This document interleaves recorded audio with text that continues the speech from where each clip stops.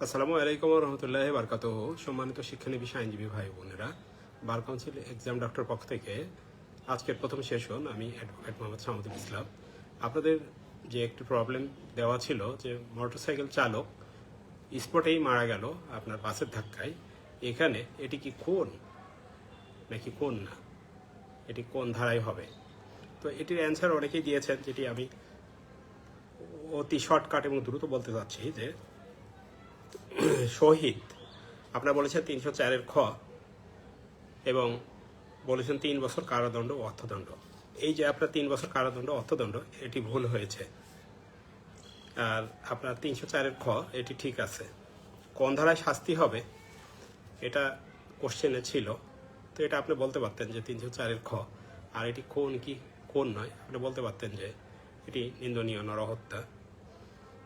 এই আর আমিনা রুনি এটি বলেছেন যে এটা কোন নয়, শাস্তি দণ্ডবিধি ৩০৪ ধারায় হতে পারে। ৩০৪ একটি বিরাট একটা পার্ট। প্রথমে ৩০৪-এর প্রথম অংশ, দ্বিতীয় অংশ আছে, তারপরে ৩০৪-এর ক আছে, ৩০৪-এর খ আছে। আপনাকে অবশ্যই স্পেসিফিকভাবে বলতে হবে, কারণ এখানে এটা কোন নয়। হ্যাঁ, আপনি ঠিক বলেছেন এটা। তারপরে নীলাচল আপনি বলেছেন যে ৩০৪ ধারায়। এটাও আমি প্রথমে যে কথাটা বললাম যে ৩০৪ ধারায় শুধু বলা যাবে না, ৩০৪-এর ক না খ এটা স্পেসিফিকভাবে বলতে হবে। তারপরে মেহেদি বলেছেন ৩০৪-এর ক, এটাও ঠিক হয়নি আপনার। নাজমুল এটি খুনের অন্তর্ভুক্ত হবে না, বিশেষ আইনে অন্তর্ভুক্ত হবে। ভাই, আমরা তো বিশেষ আইনে যাইনি, আমাদের সিলেবাস আছে। আপনার সিলেবাস কি বিশেষ আইন আছে? আমাদের সিলেবাসের বাইরে আমরা পড়ালেখা করব না, আগে সিলেবাস তারপরে বাকিটা, ঠিক আছে? তারপরে আপনার রফিকুল ইসলাম বলেছেন ২৭৯ ধারায় শাস্তিযোগ্য অপরাধ। ২৭৯ ধারায় এটি হবে না, এটি যেহেতু আপনার মৃত্যু হয়েছে। ২৭৯ ধারায় বলা হচ্ছে যে মৃত্যুর সম্ভাবনা রয়েছে, মারাত্মক জখমের সম্ভাবনা রয়েছে, সেক্ষেত্রে আপনার ২৭৯ ধারা হবে। আর আপনার আনোয়ার হোসেন বলেছেন ৩০৪ পিসি।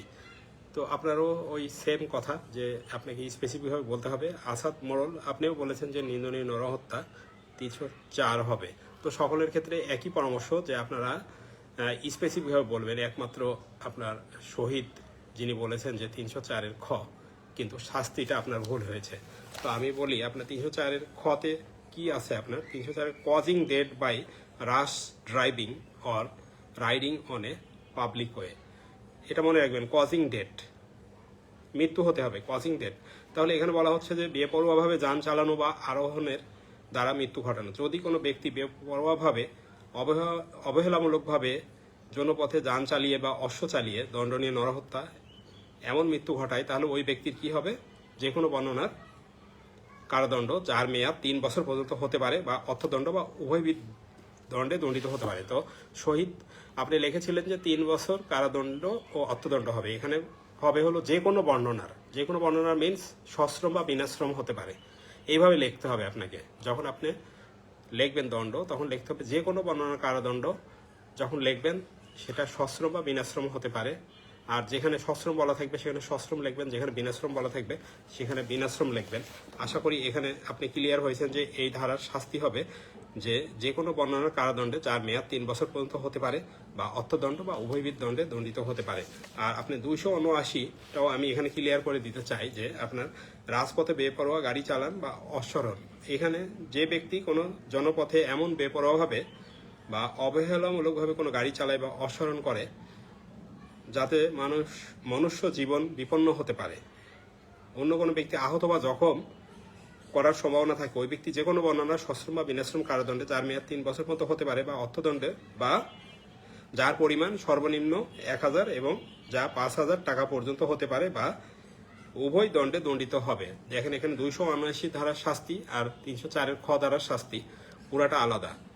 আপনার ৩০০ সেখানে বা অর্থদণ্ড বলা আছে, আর এখানে বলা আছে যে স্পেসিফিকভাবে বলা আছে যে আপনার সর্বনিম্ন ১,০০০ বা যা ৫,০০০ টাকা পর্যন্ত হতে পারে, বা উভয় দণ্ডে দণ্ডিত হতে পারে। এখানে সশ্রম বিনাশ্রমের কথা অবশ্যই বলা আছে। তো আপনারা যে প্রবলেমেটিকটি দেওয়া ছিল, এখানে বলা ছিল যে আপনার মোটরসাইকেল চালক আপনার বাসের ধাক্কায় ঘটনাস্থলে মারা গেল, এটি কি খুন কিনা না, এটা শাস্তি কোন ধারায় হতে পারে। তো এটার সলিউশন আশা করি আপনারা পেয়েছেন। তো ধন্যবাদ। আর কিছু প্রবলেমেটিক দেওয়া আছে, যে প্রবলেমেটিকগুলো আপনারা অ্যান্সার করতে পারেন।